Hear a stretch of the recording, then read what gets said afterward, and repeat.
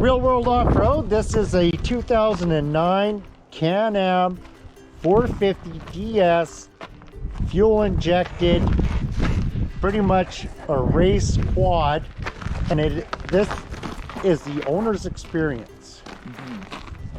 Brody has had this bike now for a year, about a year, and we're going to break it down to 6 different categories, and he's going to tell you all about it right now. Okay. Well, category 1 is the styling. It's the styling. Well, and the look of the machine. The look of the machine is awesome, I think, personally. It just looks so modern, even though it's 12 years old now, and it's just really keeps up to date.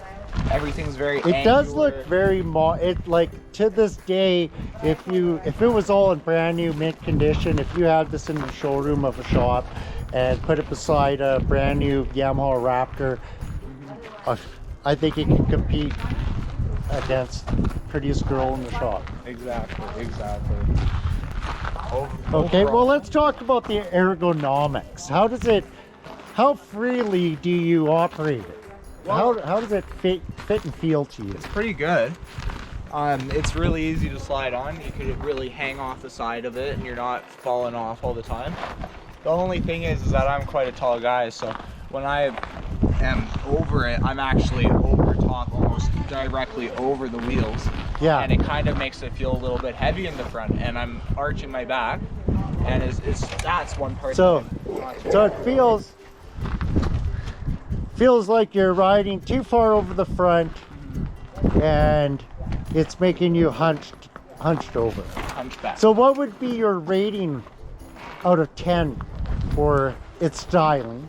For its styling, I would give it a 9, I think, and then for its ergonomics, I would probably have to give it a 7. A 7. So if you could change something with the ergonomics to bring its rating up. You've already made one change. These are rental handlebars, probably the best handlebars in the business, and the original ones were kind of made out of butter. Yeah, basically. Well, everything's aluminum on this bike, so that's its biggest plus, and it's also its biggest downfall, really. Yeah. Because everything's made out of butter, but you know that butter's light, so it's right. The one thing that ergonomics, the final score was a 7. Was a 7.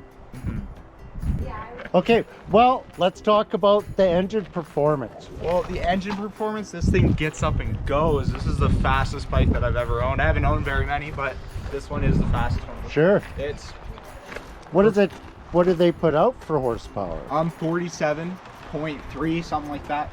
And it just blasts through Gearbox, good. Clutch, you haven't had to replace any clutches. Nope. It's not slipping. Only problem is sometimes when I switch up into second, it pops back into neutral, but other than that, I mean, the performance is amazing.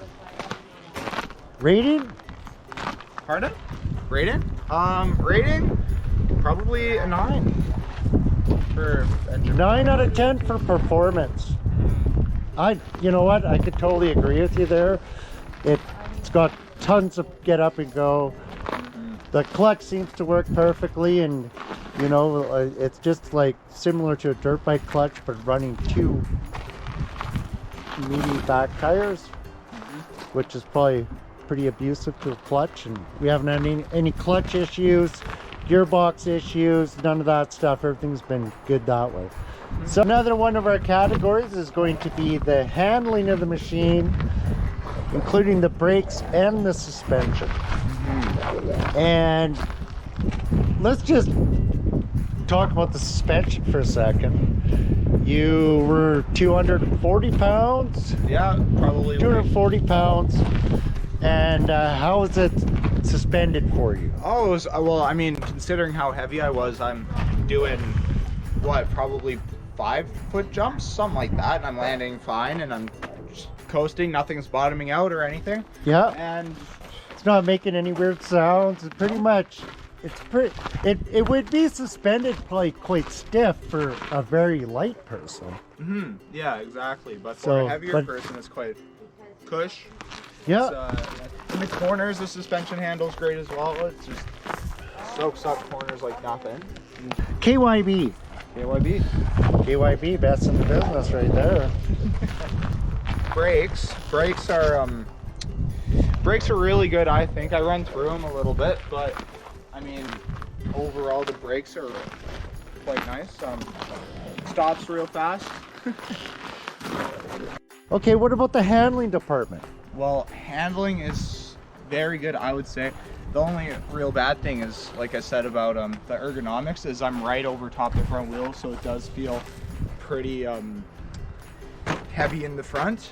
And Light in the back? light, well, not Like really light in the back. stink bug, or what do you mean? It kind of feels, well, it's just a really light bike. It's 325 to 350 pounds. So insanely light bike, lightest in this class in that year. And for handling, it's just perfect in corners and everything. The only thing is that it kind of plows forward a little bit when you're over top those handlebars. Okay, well, give us your rating out of 10 on the handling department. Handling, I would So that- probably give it a 7, I would say. Probably Solid 7? solid 7. All right. Ability and dependability. Liability and dependability. Now, Brody, this segment of the video might take a little time. Can you tell us, has the thing ever let you down? Yeah. Yeah. Like multiple times. Like I said, everything's aluminum on this thing. There's not a lick of steel. So that's just one of its biggest downfalls. If So you what over-tighten kind of this- things have malfunctioned? Well, the wheels are made out of complete and utter hot butter. So if you hit a rock, it's definitely getting dented. There's no moving around that. How many wheels have you been through?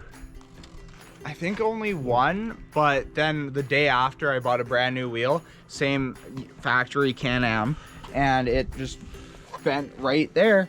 I think that's actually the Yeah. same spot. And What else Yeah, did you have? You had some kind of a battery, the plastic housing. This is kind of interesting. So this has caused him a lot of grief over time. Whether it's just the whole battery is housed in the plastic bodywork. And now it's come to the point where it's zip tied, and now the breaking. wires are broken, and it's just a very poor design there. And that's kind of what's left him stranded on the trail more often than anything else. yeah, the bumper is also made out of aluminum, so that breaks. The This one we've adapted. This is a typical 2009 machine, and this is what kind of stuff you'll get. Is Dad puts a steel bumper on it, and it don't break no more. yeah, and then I over tightened a screw on this oil cover, and then the whole oil cover just snapped because it's also made out of aluminum, right? Which is, Yep. I mean, And then you had a brake issue. You had a brake caliper bolt. break. Yeah, oh yeah, that was a So really bad this back here, I know it's getting dark.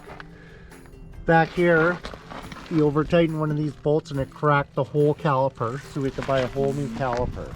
Yeah, that set back us about $120. At least, and the levers Yeah. are very expensive. The levers are like quite an apparatus to them. Yeah, and if you So break if them, you you break gotta a perch, you're replacing all the switch in there and just everything. more wires.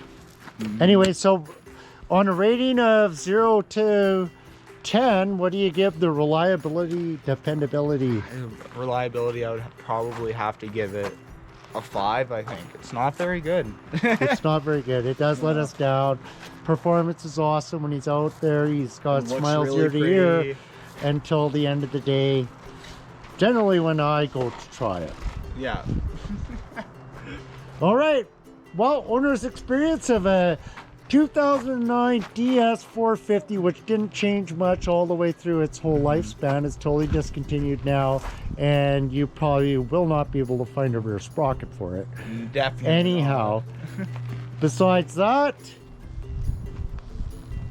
what's your overall, if without counting, just your opinion, overall owner's experience, 0 to 10? Well, you know, it's amazing. I love that I bought it, and I love how good it's treated me until it treated me badly. And I would have to give it a 7, I think. 7 You overall. give it a 7? Yeah, Yeah. I mean, it's fast. If you put a YFZ 450 against this, you're gonna have an issue with the YZ. This is, no, it's one of my favorite things that I've ever bought, but it's also one of my biggest backaches. Yeah. Okay, cheers. Cheers. So, now you know what it's like to own one of these. Choose wisely if you're out on the market looking for machinery, and this is the best we can do. We're just trying to help you guys, and yeah, that's what it's like to own one of these. Let's sign off with a little video of Brody enjoying his 2009 Can-Am DS450.